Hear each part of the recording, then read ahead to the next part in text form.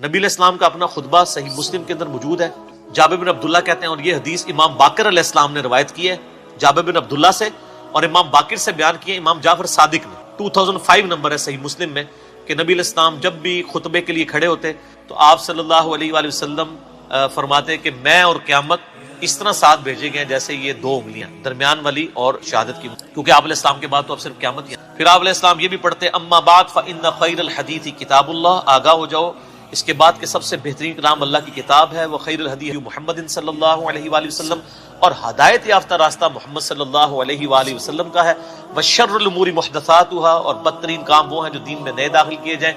وکل محدثۃ بدعہ وکل بدعۃ ضلالہ وکل ضلالۃ فی النار. سورۃ النساء میں پوری ڈیٹیل ہے کہ تمام بدعتیں گمراہیاں ہیں، گمراہیاں تمام کی تمام دوست. اور اس کے علاوہ بھی صحیح مسلم میں ہے نا، وہ نحمدہ ونستعینہ ونستغفرہ، ان الحمد للہ نحمدہ ونستعینہ ونستغفرہ ونعوذ باللہ من شرور انفسنا ومن سیئات اعمالنا من یهده اللہ فلا مضل له ومن یضلل فلا ہادی له واشهد ان لا الہ الا اللہ وحدہ لا شریک له واشهد ان محمدا عبدہ ورسولہ. بلکہ صحیح مسلم میں حدیث ہے جس خطبے میں شہادت نہ پڑھی جائے وہ ناقص ہے.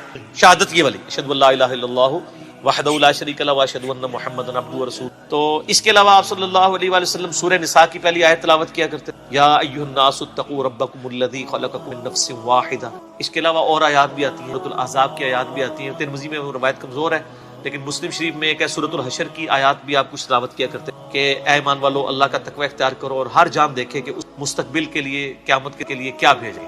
یہ والی آیت تلاوت کرتے. اور سر اس سے بڑھ کر نبی علیہ السلام کی تقریر کیا ہوتی تھی وہ زیادہ امپورٹنٹ. وہ صحیح مسلم میں موجود ہے کہ نبی علیہ السلام جمعے کے 2 خطبے ہوتے تھے اور دونوں کے درمیان تھوڑی دیر بیٹھتے تھے اور دونوں خطبے کھڑے ہو کے دیتے تھے اور اس میں لوگوں کو واعظ و نصیحت کرتے تھے اور قرآن سناتے تھے. سر اور مسلم شریف میں حدیث ہے کہ نبی علیہ السلام کے ہر جمعے کے خطبے میں سورہ قاف ہوتی تھی. سورت نمبر 50 سورۃ القحف ہے نا، 15ویں سے شروع ہو کے 16ویں میں. یہ 26ویں پارے میں چھوٹی سی سورہ قاف جس میں میرا مسئلہ نمبر 59 ہے منکرین خدا کو دلائل کے ذریعے دعوت. تو وہ صورت آپ صلی اللہ علیہ وآلہ وسلم، اور یہ یقین کریں بڑی پرفیکٹ ہے فکر آخرت کے اعتبار سے، وہ صورت آپ پڑھتے تھے. پھر صحیح مسلم میں حدیث ہے کہ انسان کے فقیہ ہونے کی نشانی یہ ہے کہ اس کی نماز جمعے کی لمبی ہو اور خطبہ مختصر ہو. اور پھر اس کے آگے الفاظ ہیں کہ بعض خطبے تو جادو کا سا اثر رکھتے ہیں، سحر کا سا. یہاں کیا ہوتا ہے الٹ، نماز چھوٹی، صرف اہل حدیث ہیں جو صحیح نماز پڑھ رہے ہوتے ہیں، باقی تو مغرور لا رہے ہوتے ہیں. وہ چھوٹی کیوں پڑھاتے ہیں؟ تقریر اتنی لمبی کر چکے ہوتے ہیں کہ انہوں نے ڈر لگا ہوتا ہے کہ یار جلدی فارغ کریے. سر 1:30 بجے جمعے کا ٹائم ہے تو 1:30 بجے مولوی جو ہے نا وہ تھوڑا سا گرم ہونا شروع ہوتا ہے اور جا کے 1:50 کے اوپر جا کے جماعت کھڑی کرتا ہے. تو جماعت میں اس کو پھر ٹینشن پڑی ہوتی ہے، میں پہلے ہی 20 منٹ لیٹ ہوں، نماز کا رگڑا نکال دیتا ہوں. حالانکہ میں نے تقریباً 1.5 سال ایک بریلویوں کی مسجد میں جمعہ پڑھایا اس زمانے میں، 2000 کے اندر بات ہے، 2000 سے لے کے 2001 تک. میری یعنی نماز جمعے کا ٹائم 1:30 بجے تھا، میں 1:20 کے اوپر تقریر ختم کر دیتا سنتوں کے وقفے کے لیے. اور جب تقریر ختم کرتا تھا تو اس کے بعد ظاہر ہے وہ حنفی طریقے سے ہی اس وقت پڑھتے تھے نا، سنتوں کے وقفے بعد 1:25 پہ عربی خطبہ شروع کیا اور بعض اوقات 1 منٹ انتظار کرنا پڑتا تھا کہ وہ پوری 1:30 ہو تو جماعت کھڑی کر. 31 تے 32 والی کہانی ختم نہ، وہ کہانی ختم. ٹھیک ہو گیا. اس طرح آج ایک کلپ آ رہا ہے مارکیٹ وہ فرحان بھائی نے تیار کر لیا، وہ انشاءاللہ تعالی ان قریب لانچ ہونے والا ہے. وہ نا ہی نا ہے اور اسے وہ نا 2 بار آئی ہے نا. وہ کلپ ہے نا مفتی صاحب نا، مفتی صاحب ہے انہوں نے تعریف کی حدیث کی اور ظاہر ہے ان کا بھی قصور نہیں، ان کے بزرگوں نے تعریف کی ہے تو ہم نے اس کی تھوڑی سی انجینئرنگ کر دی ہے. وہ کلپ ہے نا والا. تو سر نا اس ٹائم بھی انتظار کرتے تھے پورے 1:30 ہو جماعت کھڑی. اچھا 2 یا 3 جمعے ہی گزرے تھے سر، لوگ جو ہے نا 1 بجے مسجد میں آ جاتے تھے. تقریر خیر اس ٹائم بھی میری اسپیکنگ پاور تو کہانیاں بھی بڑے اچھے طریقے سے کرا لیتا تھا. اچھا اون بھی کرا لینا لیکن اون کرا کے پھر انجینئرنگ کر ادو صرف کہانیاں ہی ہونی، حالانکہ انجینئرنگ میں نے کی ہوئی تھی. تو یہ مطلب انسان کو اس معاملے میں احتیاط کرنی چاہیے. یعنی علماء جو ہے وہ خام خواہ گھسیٹتے رہتے ہیں. تو قرآن پڑھ کے سنائے، ایک طرف سے قرآن شروع کریں. ان لوگوں نے تو 12 تقریریں کتاب مارکیٹ سے خریدی ہوئی ہے، ہر 12 جمعے کے بعد وہ ریپیٹ ہو جائے. اس کی بجائے کیا کریں، قرآن ترجمے والا لے لیں اپنے فرقے کا. بریلوی ہیں تو احمد بریلوی صاحب کا لے لیں، دیوبندی ہیں تو اشرف تھانوی صاحب کا لے لیں، اہل حدیث ہیں جونا گڑھی صاحب کا لے لیں، اہل تشیع ہیں تو سید فرمان علی شاہ صاحب کا لے لیں. سر 2-3 صفحے ہی پڑھ کے بتا دینا قرآن کے، تو ان کو وہ بیچارے پریشان ہوئے ہوتے ہیں، بیچارے نئے نئے خطیب نا جی، وہ پھر جمعہ آ گیا ان کے لیے تقریر کریے. وہ لوگ بھی سن کے آپ کو کوئی نواں موضوع کرنا ہے. آپ تو لوگ ایجوکیٹ ہو چکے ہیں جی. اور یوٹیوب اور لوگوں کو یہ شعر بھی پڑھ کے نام ہے وابی، نام ہے وابی، میں ہوں مسلم علمی کتابی. کئی لوگ تو اب کہتے ہیں سر جمعہ پڑھنے کا مزہ ہی نہیں آتا، ہر چیز ہی کہانی لگتی ہے. وہ ہے ہی وہ پہلے بھی کہانی سی، لیکن چونکہ تمہیں پتہ نہیں سی کہ کہانی ہے تو وہ بڑی مشکل سے لوگ سنتے ہیں. تو اب طریقہ یہ ہے کہ سر آپ کہانی کے بجائے ان کو کہ سر قرآن ترجمے سے شروع کر لیں. یار قرآن پاک اتنی موٹی کتاب ہے کہ یہ ان کو کئی سال چاہیے ختم کرنے کے لیے. آلموسٹ جو عام یہ نارمل قرآن ہے آپ یہ دیکھیں، یہ آلموسٹ 600 صفحوں. تو اگر یہ ہر جمعے کے خطبے میں صرف 2 صفحے بھی پڑھیں تو سال میں کتنے جمعے آئیں گے؟ 52. تو تب بھی 1/3 قرآن بھی نہیں ختم ہوگا. کتنا ہوگا؟ 100. 6 سال بعد سر خطبہ ریپیٹ ہوئے گا، دیکھ لو. کیونکہ ایک سال میں 100 صفحے پورے ہوئے تو 6 سال کے اندر 600 صفحے پورے ہوں گے. اور اگر اس کو صحیح طریقے سے بیان کیا جائے تو ایک صفحہ بھی نہیں سر مکمل ہوتا. آپ دیکھتے ہیں ہماری تفسیر ایک ایک آیت کے اوپر میں نے بعض کا 6 گھنٹے کے لیکچرز. تو قرآن کو اور نبی علیہ السلام کا خطبہ جمعہ قرآن تھا، اور وہاں یہ ایڈوانٹیج تھا کہ بیان کرنے والا بھی عربی تھا، سننے والے بھی عربی تھے، نہ ترجمے کی ضرورت تھی نہ تفسیر اس طرح کرنے کی، ڈائریکٹ بات کی دل کے اوپر. اب ہمیں ذرا ترجمہ بھی کر کے بیان کرنا پڑتا ہے. تو نبی علیہ السلام کے جمعے کا خطبہ تذکیر ہوتی تھی، نصیحت. اور نصیحت کس کے ذریعے؟ قرآن کے ذریعے. اور مزے کی بات ہوں، جو سورہ قاف ہے نا، صحیح مسلم میں اوپر تلے 4 حدیثیں ہیں. وہ صحابیہ کہتی ہیں کہ نبی علیہ السلام چونکہ ہر جمعے میں پڑھتے تھے، مجھے زبانی یاد ہوگی سورہ قاف. اور سورہ قاف کی ہی آخری آیت ہے فذکر بالقرآن من یخاف وعید.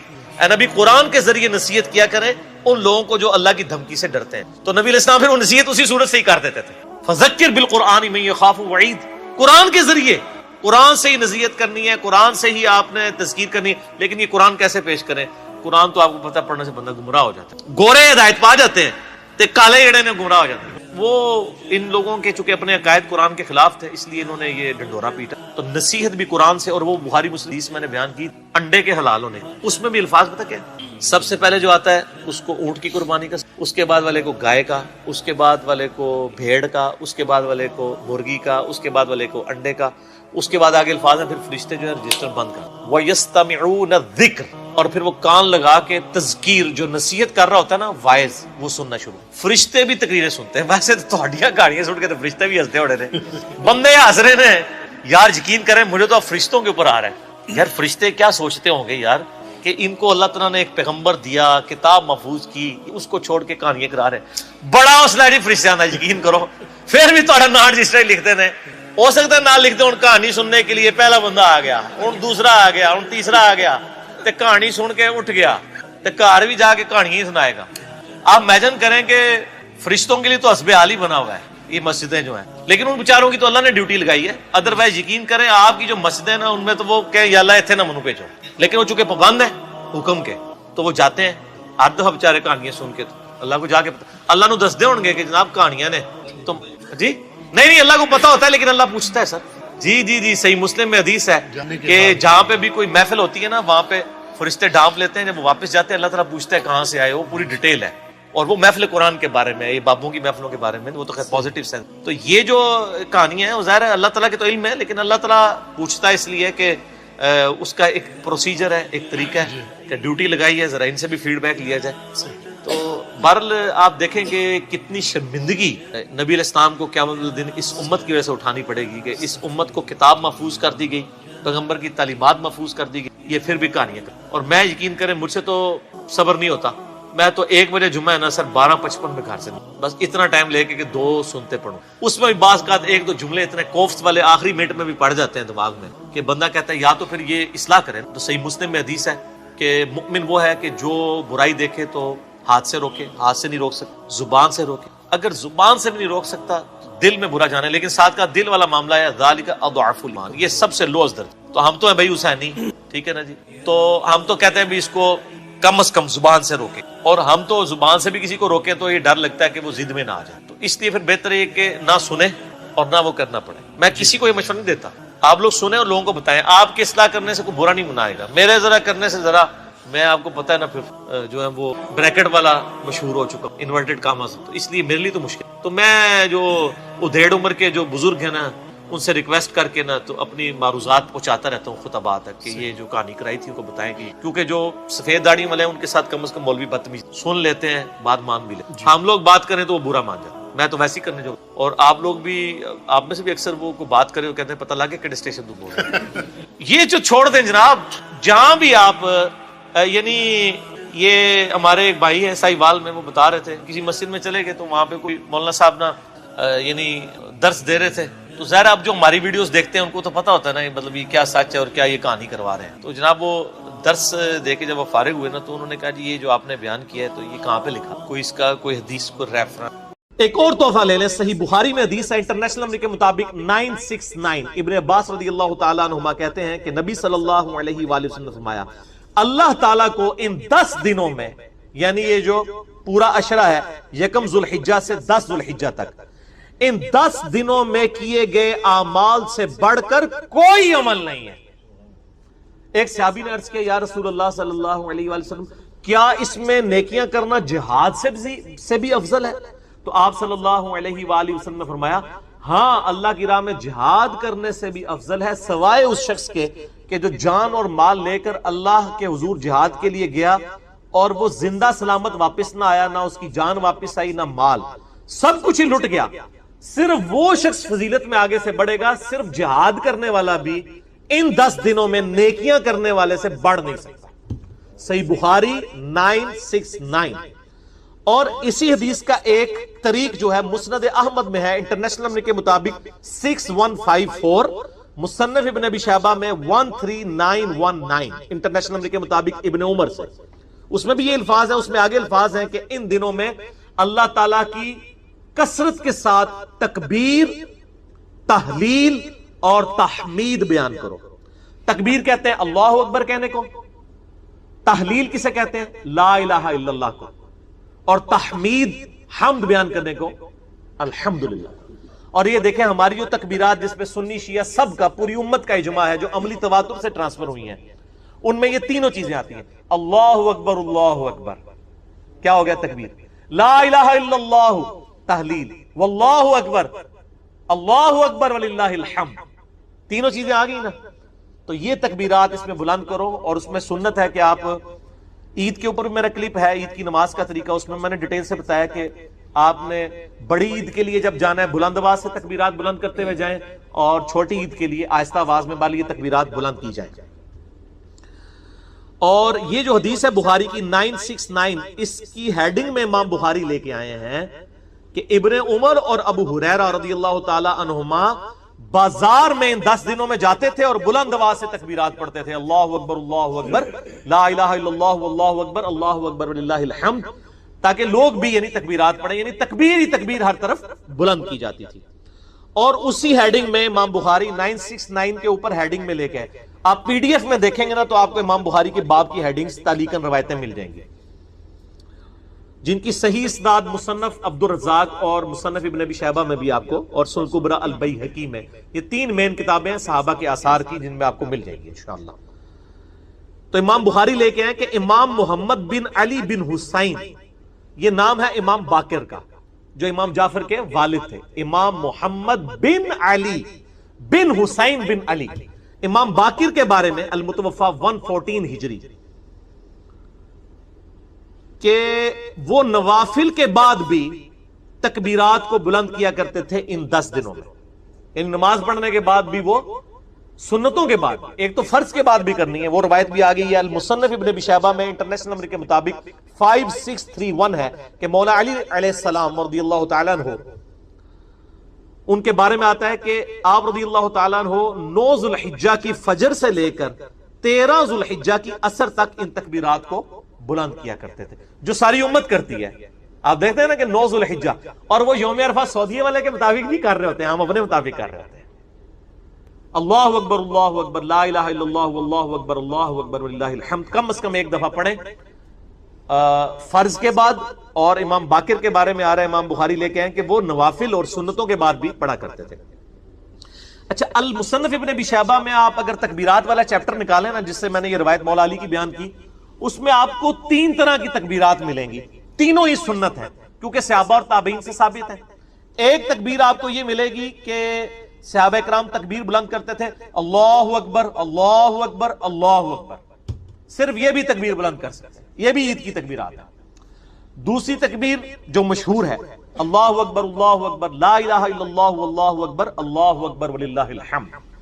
اور تیسری تکبیر بھی ملتی ہے اللہ اکبر کبیرہ والحمد للہ کثیرہ وسبحان اللہ بکرۃ واصیلا. اور یہ جو میں نے آخر میں دعا پڑھی تو صحیح مسلم میں اس کی فضیلت آئی ہے کہ ابن عمر کہتے ہیں کہ ایک شخص نے نبی الاسلام کے پیچھے پڑھی تو آپ فرمایا اس کے لیے تو آسمان کے دروازے کھول دیے گئے، اور کہتے ہیں اس دن کے بعد میں نے اس دعا کو کبھی نہیں چھوڑا. تو وہ ثنا کے طور پہ پڑھنا بھی اسے سنت ہے، یعنی سبحانک اللہم و بحمدک جو ہم پڑھتے ہیں نا، اس کی جگہ بھی یہ پڑھ سکتے ہیں اللہ اکبر کبیرہ والحمد للہ کثیرہ وسبحان اللہ بکرۃ واصیلا. یہ واؤ کے بغیر بھی ثابت ہے، واؤ کے ساتھ بھی ہے، اللہ اکبر کبیرہ الحمد للہ کثیرہ سبحان اللہ بکرۃ واصیلا. واؤ کے ساتھ ذرا اس میں کنٹینیوشن آ جاتی ہے. تو یہ تینوں تکبیرات ثابت ہیں. آپ کوئی سی تکبیر بھی بلند کریں وہ تکبیر ہی شمار ہوگی، اللہ تعالیٰ کی بڑائی کا بیان ہوگا. سارے وظائف جو آپ کر سکتے ہیں وہ ضرور کریں. بہرحال بعض اوقات کسی کی مجبوری ایسی ہو سکتی ہے کہ اسے آفس کی مجبوریوں کی وجہ سے یا اپنے کاروبار کی مصروفیت کی وجہ سے یا بچوں کی دیکھ بھال کی وجہ سے ہماری اسلامی بہنوں کو ٹائم نہ ملے، یا بعض اوقات صحت بھی اجازت نہیں دے رہی ہوتی. تو سیم یہی سوال سیدنا علی بن ابی طالب رضی اللہ تعالیٰ عنہ علیہ السلام کی بڑی بہن تھی سیدہ ام ہانی سلام اللہ علیہا، جو نبی علیہ السلام کی کزن لگتی ہیں، مولا علی کی بڑی بہن ہے اور ایجڈ خاتون تھی، نبی علیہ السلام کی بہن ہی لگتی تھی تو آپ ان کے پاس چلے جایا کرتے تھے. تو یہ حدیث سنن نسائی الکبریٰ کے اندر موجود، ہم نے بلو کارڈ کے اندر اس حدیث کا ریفرنس بھی دیا ہوا ہے. پہلے میں ان کارڈز کے بارے میں آپ کو بتا دوں، یہ 2 کارڈز ہمارے ہیں جو ہم نے شروع میں جن کارڈز کو پرنٹ کیا تھا، جو آپ ڈاک میں منگوا بھی سکتے ہیں. ایک بلو کارڈ ہے اور ایک ہے گرین کارڈ. بلو کارڈ جو ہے وہ پیچھے سے مجھے دیں، یہاں تو نہیں رکھے ہوئے، 2 کارڈ دے دیں. بلو کارڈ جو ہے وہ صبح و شام کے اذکار ہیں اور گرین کارڈ جو ہے وہ فرض نماز کے بعد کے اذکار ہیں. ان کے میں نے بڑی حکمت کے ساتھ کلر کوڈنگ کی ہوئی ہے. یہ بلو کارڈ ہے، یہ آپ کو پی ڈی ایف اس کا ahlsunnatpak.com سے آپ ڈاؤن لوڈ کر سکتے ہیں. ایپ بھی بنی ہوئی ہے، ہارڈ کاپی بھی ہماری اکیڈمی سے آپ منگوا سکتے ہیں. فون صبح 9 سے لے کے 5 بجے تک آن ہوتا ہے، +92 کے کوڈ کے ساتھ 32159000162 032159000162. بلو کارڈ میں حکمت ہے. آپ بتا بلو کارڈ دنیا کا ایک بلو کارڈ ہے، وہ ہے یو کے میں ورک پرمٹ، کوئی بلو کارڈ کہتے ہیں. یہ آخرت کا بلو کارڈ ہے، صبح شام کے سنت اذکار، اکثر بخاری مسلم سے. دوسرا کارڈ ہے یہ گرین کارڈ، آخرت کا. دنیا کا بھی گرین کارڈ ہوتا ہے، وہ تو سب کو ہی پتا ہے، امریکن نیشنلٹی. یہ آخرت کا گرین کارڈ، فرض نماز کے بعد سنت اذکار. پھر میں نے ایک مختصر کارڈ بھی بلو کارڈ میں سے نکالا، یہ اورنج کارڈ، جادو ٹونا، وبائی امراض، قدرتی حادثات سے بچنے کے سنت وظائف. یہ سب آپ کو پی ڈی ایف فارم میں اویلیبل ہیں، فریلی آپ ڈاؤن لوڈ کر کے. اس میں صرف 5 اذکار ڈالے تھے. جو بلو کارڈ پورا نہیں پڑھ سکتا کم از کم یہ پڑھ لے، تو اس کے لیے اس معاملے میں انشاءاللہ تعالی آسانی ہو جائے گی. تو یہ تینوں کارڈ جو ہے نا جی، کوشش تو کریں کہ یہ کارڈ روزانہ آپ لوگ پڑھیں، آپ کے لیے بینیفیشری ہوں گے انشاءاللہ تعالی. بال سنن نسائی الکبریٰ کی طرف آئیں، وہ جو حدیث میں بیان کر رہا ہوں. ترمذی میں بھی روایت موجود ہے لیکن ترمذی والی روایت جو ہے نا کمزور ہے. صحیح سند اس کی سنن نسائی الکبریٰ کے اندر ہے. ہمارے بلو کارڈ میں 19 نمبر کے اوپر یہ وظیفہ ہے. انٹرنیشنل نمبر کے مطابق 10680 10680 نمبر حدیث ہے. سیدہ ام ہانی کہتی ہیں یا رسول اللہ میں بوڑھی ہو گئی ہوں، لمبے وظیفے مجھ سے کوئی نہیں ہوتے، مجھے کوئی ایک وظیفہ ایسا بتا دیں جو میں کر لوں میرے لیے کفایت کرے. سر جو وظیفہ پھر لیا ہے نا مولا علی کی بہن نے، وہ ایسا وظیفہ ہے کہ مجھے ابھی تک اتنا تگڑا اور کوئی وظیفہ نہیں احادیث میں نظر آیا جس کی اتنی فضیلت ہو. آپ علیہ السلام نے فرمایا 100 دفعہ روزانہ سبحان اللہ پڑھ لیا کرو، تمہیں 100 غلام آزاد کرنے کا ثواب ملے. سر روزہ اگر آپ توڑ بیٹھیں تو ایک غلام آزاد کرنا پڑتا ہے، تو 100 روزوں سے بھی کے برابر یہ آپ سمجھ لیں. 100 دفعہ الحمدللہ پڑھ لیا کرو، تمہیں 100 گھوڑے اللہ کی راہ میں جہاد کے لیے بھیجنے کا ثواب ملے. 100 دفعہ اللہ اکبر پڑھ لیا کرو، تمہیں 100 اونٹ اللہ کی راہ میں بھیجنے کا، قربان کرنے کا، نہر کرنے کا ثواب ملے گا. 100 اونٹ، سر ایک اونٹ کی قیمت آلموسٹ 2-2.5 لاکھ روپے، کروڑوں روپے کا وظیفہ ہے جی، ملینز آف ڈالرز کا یہ وظیفہ ہے فری میں. اور 100 دفعہ لا الہ الا اللہ پڑھ لیا کرو، یہ زمین و آسمان کے درمیان جتنا فاصلہ ہے اس کو ثواب سے بھر دے.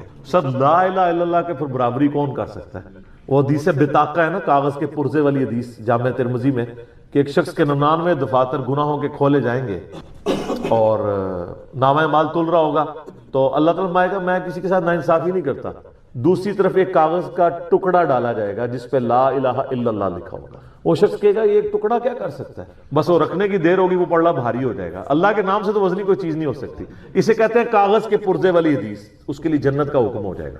لا الہ الا اللہ کا مقابلہ نہیں ہے. تو یہ 4 وظیفے ہیں، سبحان اللہ، الحمدللہ، اللہ اکبر، لا الہ الا اللہ. یہ اتنا محبوب وظیفہ ہے کہ جو سنن ابی داؤد میں، جامع ترمذی میں صلاۃ و تسبیح والی حدیث ہے، اس میں 300 دفعہ کون سے کلمات پڑھے جاتے ہیں؟ یہی سبحان اللہ والحمد للہ ولا الہ الا اللہ واللہ اکبر. بس اتنا ہی پڑھنا ہوتا ہے.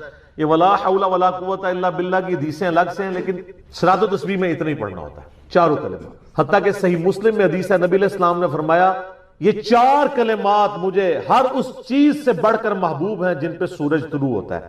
یعنی دنیا اور جو کچھ دنیا کے اندر ہے اس سے بڑھ کر مجھے یہ چیز محبوب ہے کہ میں یہ 4 کلمات کہہ لوں، سبحان اللہ والحمد للہ ولا الہ الا اللہ واللہ اکبر. اور صحیح مسلم کی ایک اور حدیث ہے کہ نبی علیہ السلام نے فرمایا اللہ تعالیٰ کو اس سے بڑھ کر کوئی اور کلمات محبوب نہیں ہے. اور یہ حصہ بخاری میں بھی ہے اس کا، اور اس میں اللہ تعالیٰ کی طرف سے کوئی پابندی نہیں ہے، تم ان کی ترتیب بھی بدل سکتے ہو.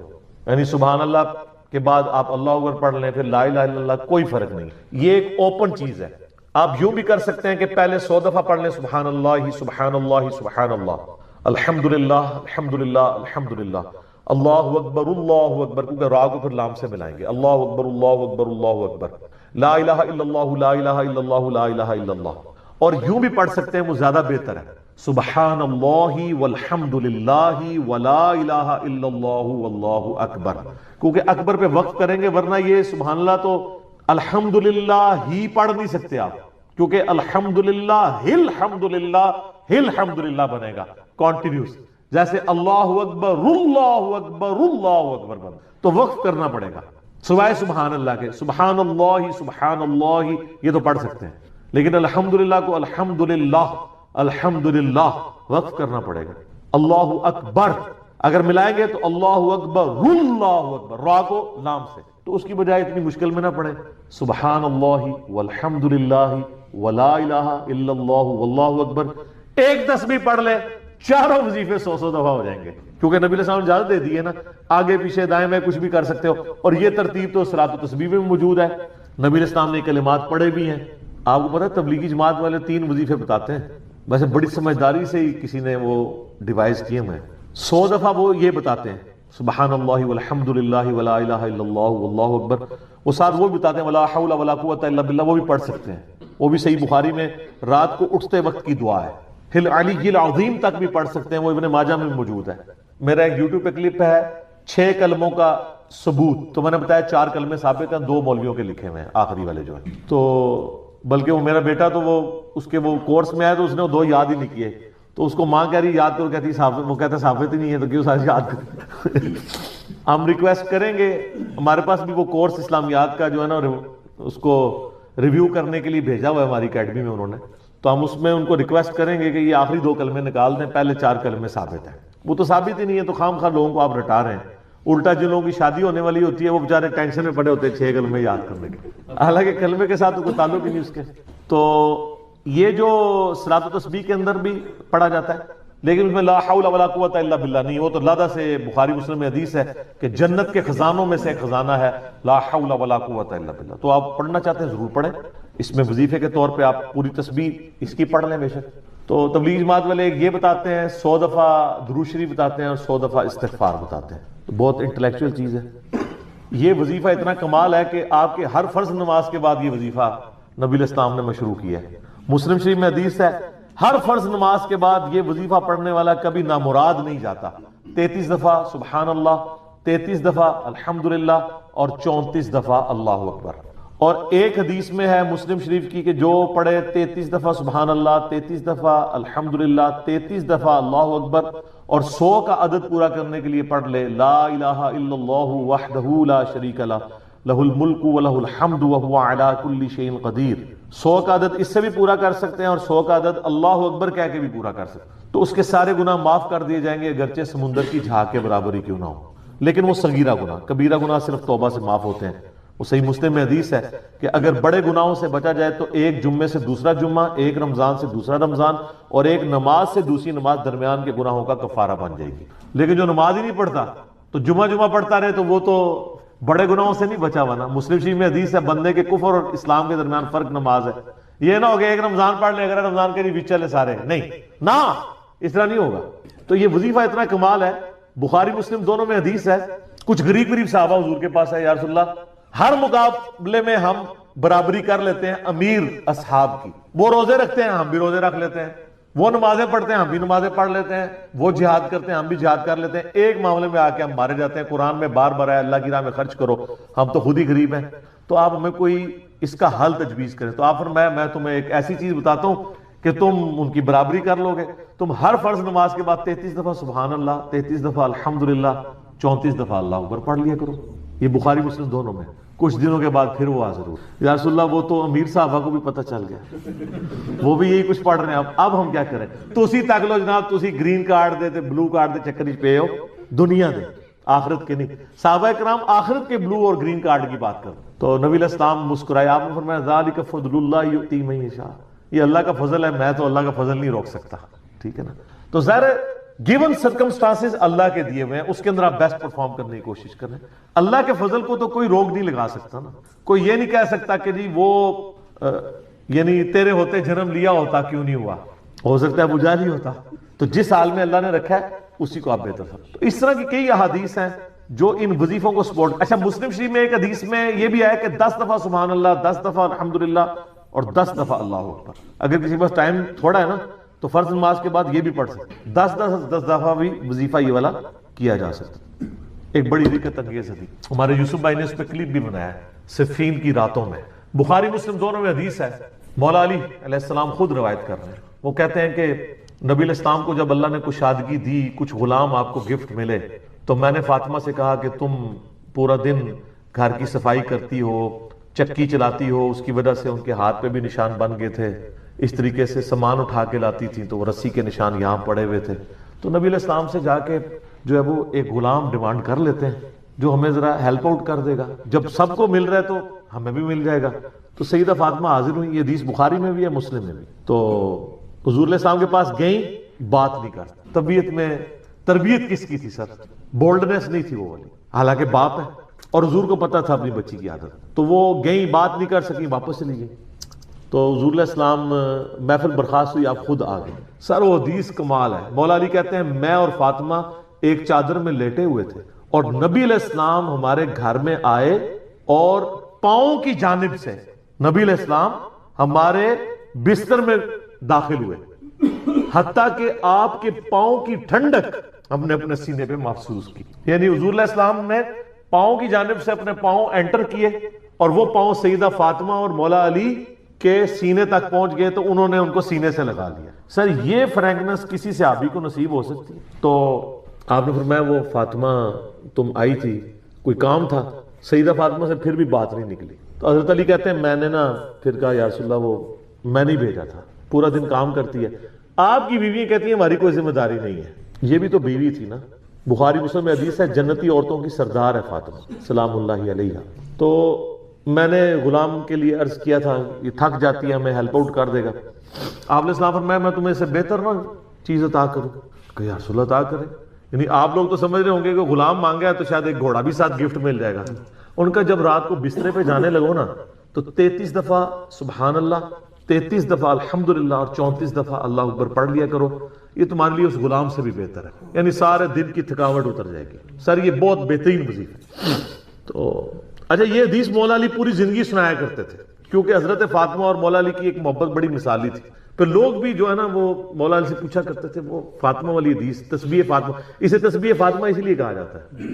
تو یہ حدیث جب بیان کی مولا علی نے تو آگے نے تابعین نے پوچھ لیا، بخاری مسلم دونوں میں ہے کہ حضرت علی کہتے ہیں کہ وہ دن ہے آج کا دن ہے، میں نے کبھی یہ وظیفہ چھوڑا نہیں ہے۔ سر استقامت تو خود مل جاتی ہے، جس کے بسترے میں جا کے نبی علیہ السلام وظیفہ سکھا رہے ہوں تو وہ پوری زندگی اس واقعے کو کبھی بھول سکتا ہے کہ مجھے خود آ کے میرے بسترے میں آ کے اور حتیٰ کہ آپ کے قدم مبارک میرے سینے سے لگے تھے، اس حال میں حضور نے مجھے یہ تحفہ دیا ہے، وہ تحفہ کوئی بھلا سکتا ہے؟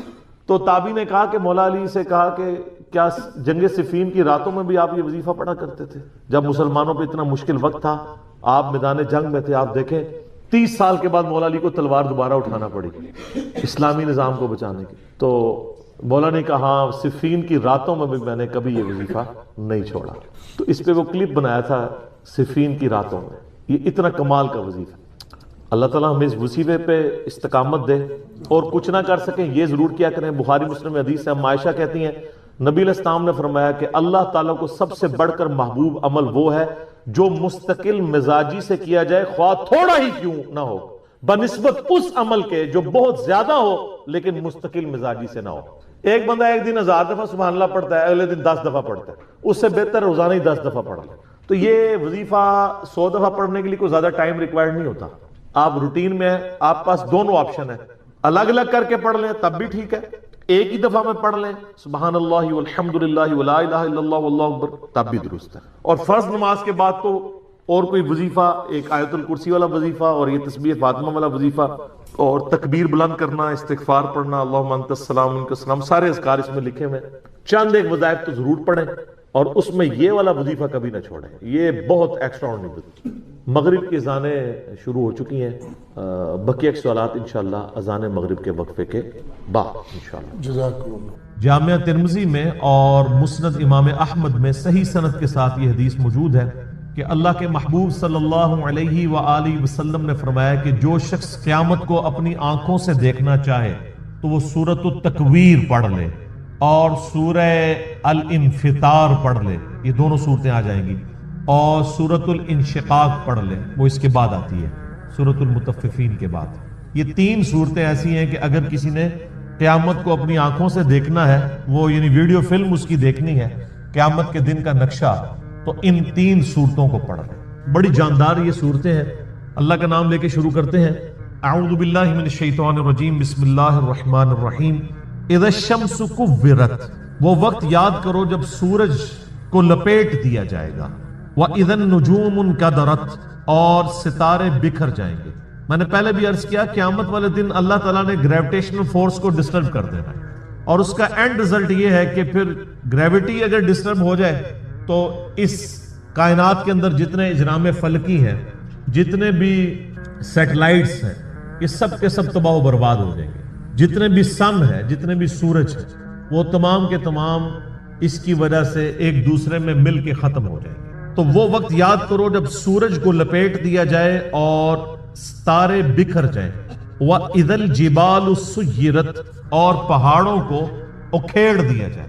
اس روئے ارض پہ سب سے مضبوط چیز جو ہے نا اللہ کی مخلوقات میں سے، وہ پہاڑ ہے. کوئی بھی جاندار یا ہماری لینگویج میں جو بے جان چیزیں ہیں، چاہے وہ درختوں کی فارم میں ہوں، جاندار چیزیں چاہے جانوروں کی فارم میں ہوں، کوئی بھی اتنی مضبوط نہیں ہے اپنی کنسٹرکشن کے اعتبار سے جتنے پہاڑ ہیں. بلکہ یہ پوری زمین کی ڈائنامک بیلنسنگ ان پہاڑوں کی وجہ سے. تو پہاڑ بھی گریوٹی کی وجہ سے ڈسٹرب ہو کے اون کی طرح بکھر رہے ہوں. جیسے روئی کے ریشے اڑتے ہیں نا جب اس کی دھنائی کی جاتی ہے، اس طرح یہ پہاڑ اس زمین کے اوپر تیر رہے ہوں گے. زمین بالکل فلیٹ کر دی جائے گی. اللہم اجرنا من النار، اللہم اجرنا من النار. وَإِذَا الْعِشَارُ عُطِّلَتْ، جب اونٹنیاں، ایسی اونٹنیاں جو کہ پریگننٹ ہوں اور ان کے بچے پیدا ہونے والے ہوں، وہ بھی بکھرتی ہوئی ہر طرف نظر آئیں. عرب کے لوگ اصل میں جو یہ اونٹنیاں تھی نا، جو پریگننٹ اونٹنیاں تھی، جس طرح آج کل ہمارے سب کانٹیننٹ کے معاشرے میں جب بھینس کا بچہ ہونے والا ہوتا ہے تو بڑی اس کو پروٹوکول سے، بڑی حفاظت سے اس کو رکھا جاتا ہے، کیونکہ آمدہ جتنی روزی ہے اسی سے وابستہ ہوتی ہے. تو عرب کے لوگوں میں اونٹ کی بڑی اہمیت تھی. اونٹ کے بغیر تو ان کی زندگی سمجھ لے کسی بھی راستے پہ، سفر پہ گزر نہیں سکتی تھی، کیونکہ اونٹ کو اللہ نے ایسی کوالٹیز دی ہیں جو دنیا میں اور کسی جانور کے پاس نہیں ہے. 1 مہینے تک بغیر پانی پیے وہ سفر کر سکتے. یہ کوالٹی تو کسی بھی جاندار کی نہیں ہے، وہ سٹور کر لیتا ہے پانی اپنے اندر. تو جب اونٹنی جو ہے وہ پریگننٹ ہوتی تھی، حاملہ ہوتی تھی، تو وہ بڑی اس کی حفاظت رکھتے تھے کہ اب اولاد ہوگی اس کی تو ہم نے اس کو آگے لے کے چلنا ہے. تو عرب کے لوگوں کو اسی چیز کی طرف توجہ دلائے گی کہ جس اونٹنی کو تم بڑا ایسٹ سمجھتے ہو اپنی زندگی میں، وہ قیامت والے دن وہ پریگننٹ اونٹنیاں بھی گویا کہ اس طرح بکھر رہی ہوں گی، ان کا مالک بھی ان سے بے خبر ہوگا۔ اونٹنیاں کیا، سورہ الحج کے شروع میں آیا کہ جو ماں ہے وہ بھی اپنے بچے کو بھول جائے گی، ہر چیز، ہر انسان نشے کی حالت میں دکھائی دیتا ہوگا، حالانکہ وہ نشے میں نہیں ہوگا بلکہ اللہ کا عذاب شدید ہوگا۔ یہ سورۃ الحج کی شروع کی آیات ہے، میں نے سورۃ القیامہ میں بھی کور کی تھی، آج کراس ریفرنس کے طور پہ ان کو میں نے صرف کوٹ کر دیا، آپ خود پڑھ لیجئے گا۔ وَإِذَا الْوُحُوشُ حُشِرَتْ، جب سارے وحشی جانور بھی یکجا کر دیے جائیں گے، یعنی اللہ کا ایسا خوف ہوگا کہ وحشی جانور بھی سہمے میں ہوں گے۔ ورنہ آپ سوچ سکتے ہیں کہ بکری اور شیر ایک جگہ پہ جمع ہوں اور شیر بکریوں پہ حملہ آور نہ ہو، یہ دوسرے وحشی جانور بھی آپ کو دیکھیں کہ آپس میں لڑتے ہیں، شیر اور چیتوں کی لڑائی ہو جاتی ہے، مگرمچھ اور شیروں کی لڑائی ہو جاتی ہے، یہ سارے لڑنے والے جنگلی جانور بھی قیامت والے دن ایک جگہ جمع ہوں گے لیکن لڑ رہے نہیں ہوں گے۔ وہ ایسا خوف کی کیفیت ہوگی کہ وہ بھی ڈر کے مارے سہمے میں کھڑے ہوں۔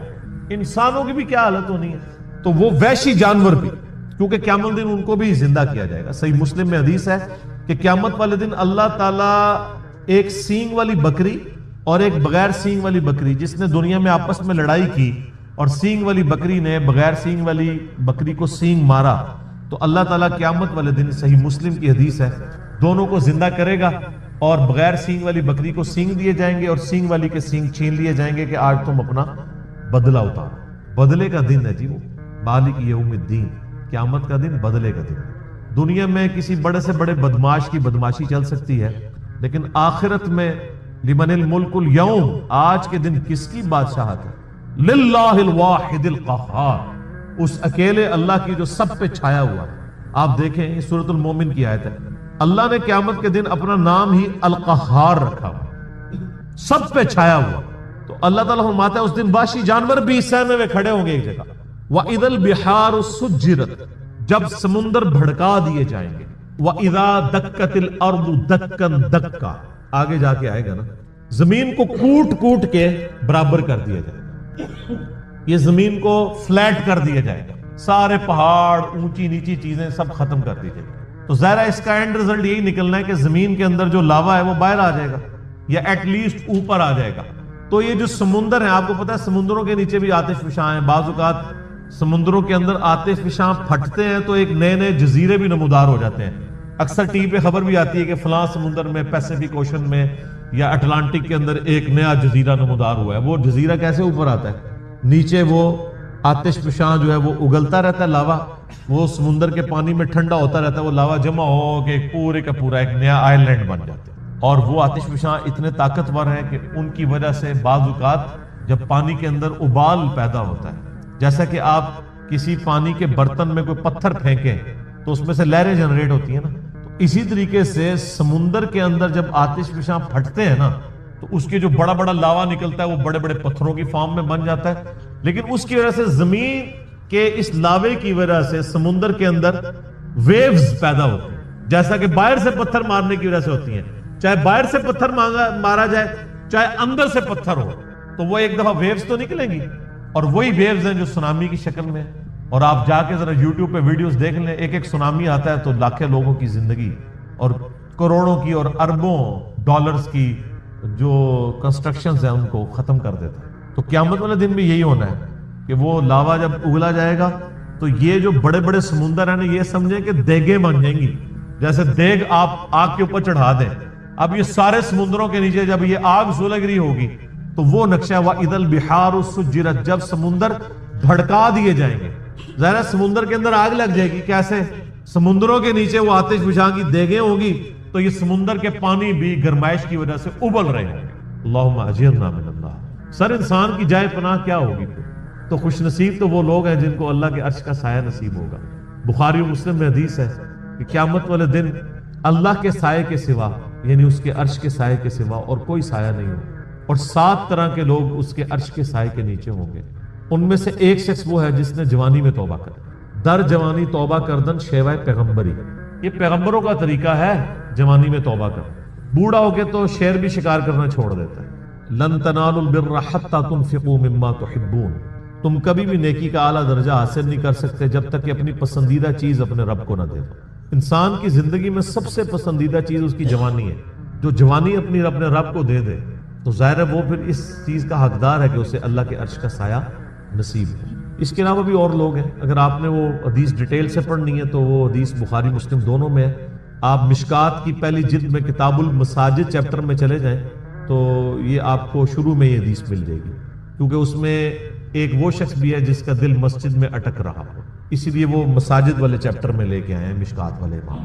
تو اللہ تعالیٰ فرماتا ہے اس دن سمندر بھڑکا دیے جائیں گے، وَإِذَا النُّفُوسُ زُوِّجَتْ، اور جب جانوں کو جوڑ دیا جائے گا، یعنی مطلب روح اور جسم کا تعلق قائم کر کے مردوں کو قبروں سے نکال دیا جائے۔ وَإِذَا الْمَوْءُودَةُ سُئِلَتْ، اور جب کہ اس زندہ بچی سے پوچھا جائے گا جسے زندہ دفنا دیا تھا اس کے ماں باپ۔ آپ کو پتا ہے عرب کے لوگ بچی کی پیدائش سے وہ نفرت کرتے تھے، اور آج تک یعنی ہمارے سب کانٹیننٹ کے معاشرے میں وہ فرسودہ نظریات چل رہے ہیں، حتیٰ کہ مسلمانوں کے ہاں بھی چلتے ہیں، ہندوؤں کے ہاں تو بہت زیادہ ہے۔ 8 سے 15 سال پہلے کی آلموسٹ رپورٹ ہے BBC کی کہ انڈیا کے اندر روزانہ 3000 بچیاں پریگنینسی کے دوران مار دی جاتی تھی، 3000 روزانہ۔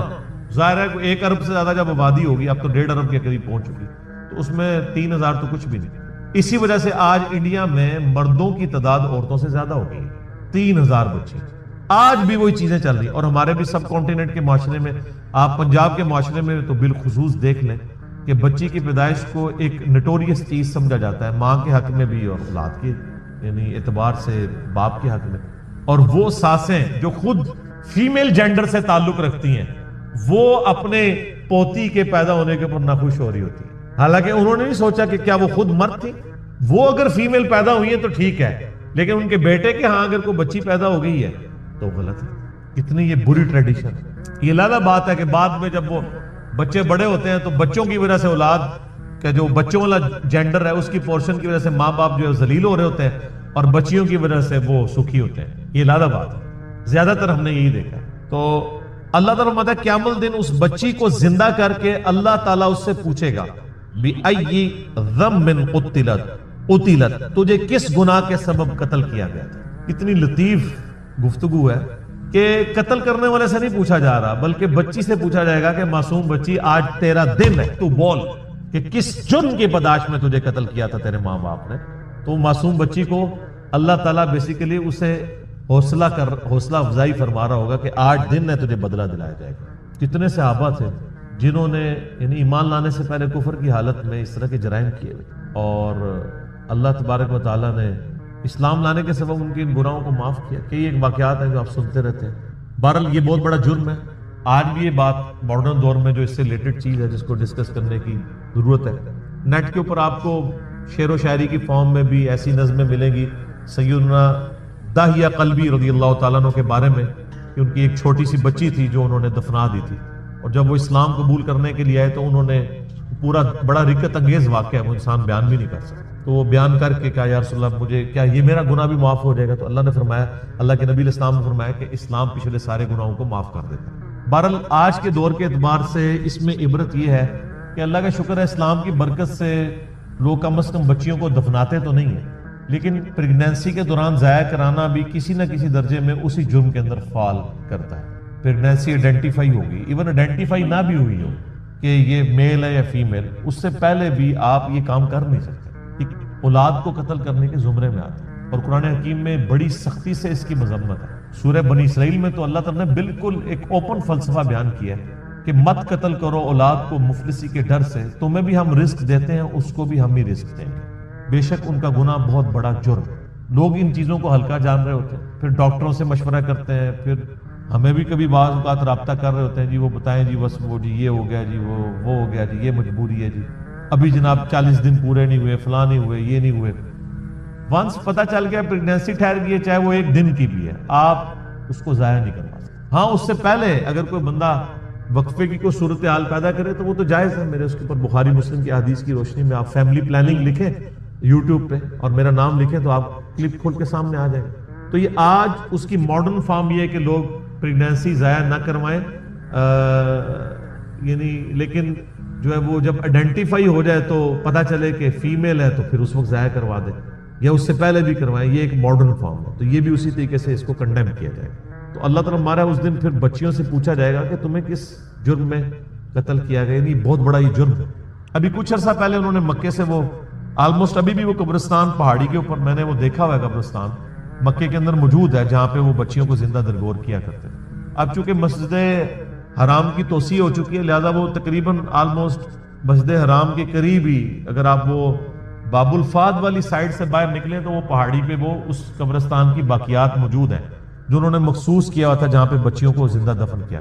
آپ دیکھیں آج یعنی اسلام کے اوپر اعتراض کیا جاتا ہے کہ اسلام بیسک ہیومن رائٹس کو اور عورتوں کے حقوق کو جو ہے وہ دباتا ہے.